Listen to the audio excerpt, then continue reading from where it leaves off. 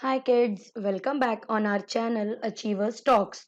तो बच्चों, कल हमने कबीरदास जी की साखी कृति में से कुछ दोहे पढ़े थे। उन्हें हमने समझा, उनके अर्थ को देखा कि हाँ, हमारे जो जीवन शैली चल रही है वो कबीरदास जी के दोहों के हिसाब से तो पूरी उल्टी चल रही है, क्योंकि कबीरदास जी ने कहा था, उनके दोहों के माध्यम से उन्होंने कहा है कि आपका जो जीवन है वो आपको एक बहुत ही सिंपल जीना है, बहुत ही सरल तरीके से। आपको मोह माया में नहीं फंसना है। तो ये सब कल हमने देखा। आज हम उसी दोहे के आगे की कुछ पंक्तियां देखेंगे, जो कि इस तरह हैं। जो पहला दोहा है वह इस प्रकार से है। बिरह भुवंगम तन बसै, मंत्र न लागय कोय, राम वियोगी ना जीवै, जीवै त बौरा होय। अब इसमें बहुत आप सोच रहे होगे ना कि क्या क्या वर्ड्स आ गए हैं, कुछ समझ में ही नहीं आ रहा है। बिरह मतलब क्या, तो भुवंगम मतलब क्या। तो मैं आपको बताती हूँ। अगर आपको पहले से पता है तो बहुत अच्छी बात है, और नहीं पता है तो ध्यान से सुनना, क्योंकि ये सारे जो वर्ड्स हैं, जब आप आंसर्स लिखते हो ना, तो आपको बहुत हेल्प करते हैं।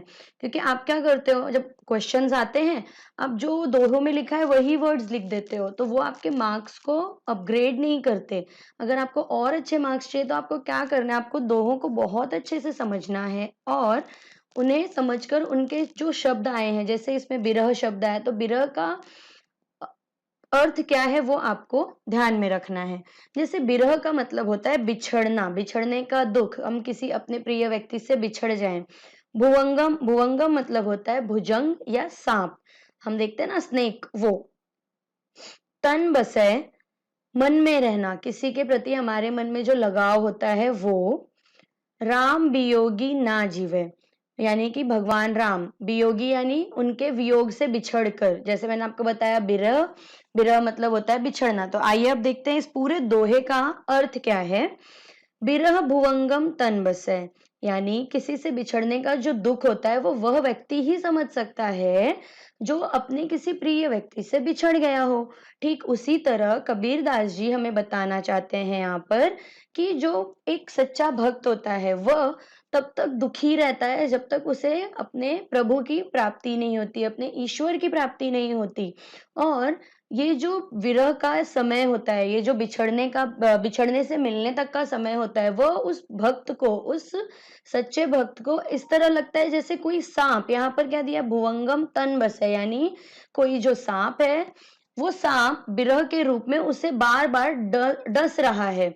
तो बच्चों, यहाँ कबीरदास जी कहना चाहते हैं कि एक सच्चा भक्त जब अपने ईश्वर को प्राप्त कर लेता है तब तो वो बहुत खुश हो जाता है, लेकिन जब वह सच्चा भक्त अपने ईश्वर को प्राप्त नहीं कर पाता तो वो जीवित तो रहता है, किंतु जीवित होते हुए भी उसकी जो हरकतें होती हैं, उसका जो व्यवहार होता है, वो पूरी तरह बदल जाता है। हमारे साथ भी ऐसा होता है, जब हम अपने किसी प्रिय व्यक्ति से बिछड़ जाएं या कुछ समय के लिए हमें अलग रहना पड़ जाए तो हमें बहुत अजीब लगता है, हमें कुछ अच्छा नहीं लगता, और जो हमारा बिहेवियर है वो चेंज हो जाता है। तो कबीरदास जी भी यही कह रहे हैं कि जब भक्त को अपने ईश्वर की, अपने प्रभु की प्राप्ति नहीं होती, तब उस भक्त के बिहेवियर में चेंज आ जाता है, जिसे हमारा समाज पागल कहता है। कहते हैं कि नहीं, अरे ये तो पागल हो गया है। तो आपको ये पहला दोहा तो समझ में आया होगा। आइए देखते हैं कबीरदास जी दूसरे दोहे में क्या कहना चाहते हैं। निंदक नेड़ा राखिए, आंगणी कुटी बंधाए, बिन साबण पानी बिना, निर्मल करे सुभाए। अब कबीरदास जी यहाँ क्या कहना चाहते हैं बच्चों, देखिए, निंदक नेड़ा राखिए, यानी जो निंदा करते हैं जो लोग। अब आप सोचोगे ना कि कबीरदास जी ने ऐसा क्यों कहा, तो यहाँ पर एग्जाम्पल भी दिया है उन्होंने कि जिस तरह हमारे शरीर के मैल को, हम जब सुबह नहाते हैं तो हम क्या करते हैं, हम सोप यूज करते हैं, हम साबुन यूज करते हैं, हम पानी यूज करते हैं, क्यों, ताकि हमारे जो शरीर का मैल है वो निकल जाए।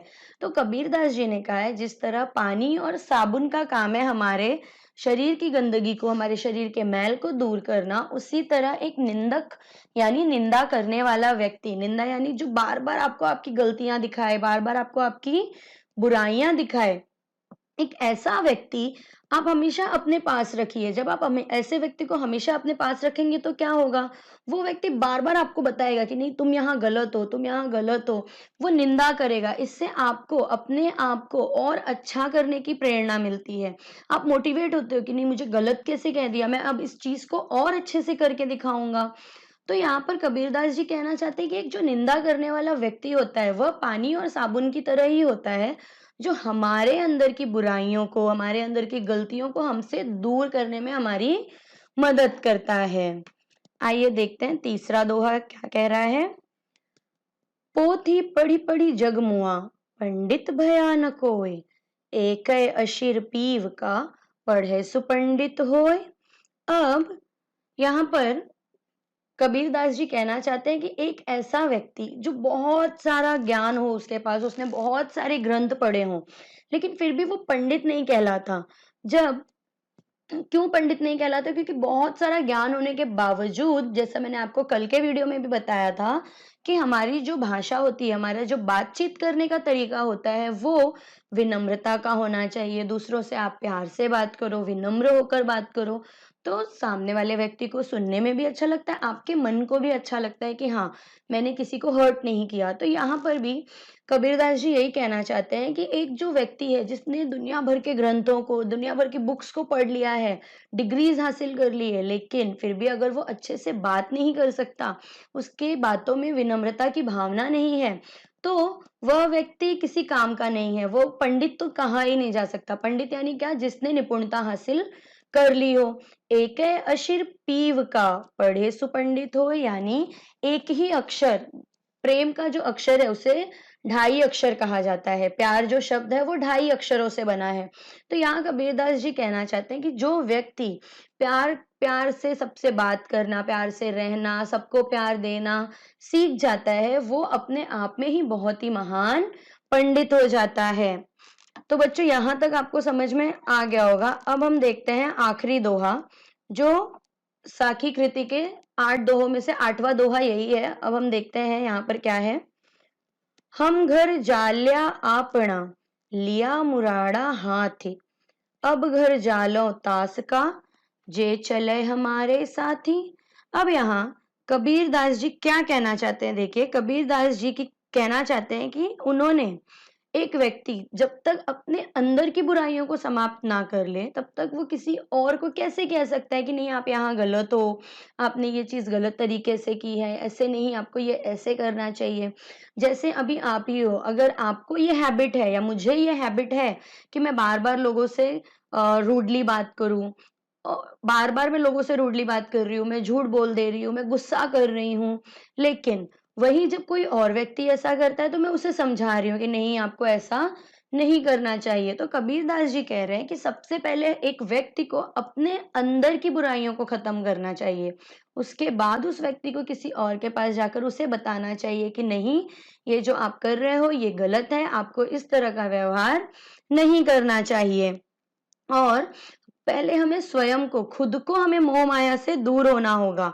जब तक हम मोह माया से दूर नहीं होंगे, हम दूसरों को कैसे बताएंगे कि नहीं, आपने ये चीज गलत की है, आपको मोह माया से हटकर रहना होगा, आपके अंदर की जो बुराइयां हैं आपको खत्म करनी होगी। यह आप तभी कह सकते हो जब आपने अपने अंदर की बुराइयों को खत्म कर दिया हो, या आप कोशिश कर रहे हो कि हाँ, मैं अगर रूडली बात करती हूँ तो मैं रूडली ना करूं, मैं सबसे प्यार के साथ रहूं, मेरी वाणी में विनम्रता हो, और मेरी बातें सुनने के बाद कभी किसी को ऐसा ना लगे कि मैंने उन्हें हर्ट कर दिया। तो यहाँ पर कबीरदास जी कह रहे हैं कि जब तक हम अपने अंदर की बुराइयों को, अपने अंदर के विकारों को समाप्त नहीं कर लेते, तब तक हमें ईश्वर की भी प्राप्ति नहीं हो सकती, क्योंकि ईश्वर भी उन्हें ही प्राप्त होते हैं जिनके अंदर किसी भी तरह की कोई बुराई ना हो, जिनकी वाणी में विनम्रता हो, जो सबको एक समान व्यवहार करना जानते हो।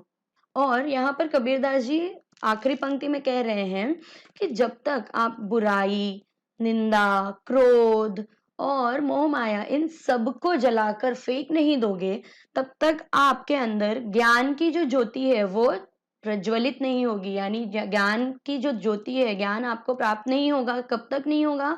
जब तक आप अपने अंदर की सारी बुराइयों को समाप्त नहीं कर देते।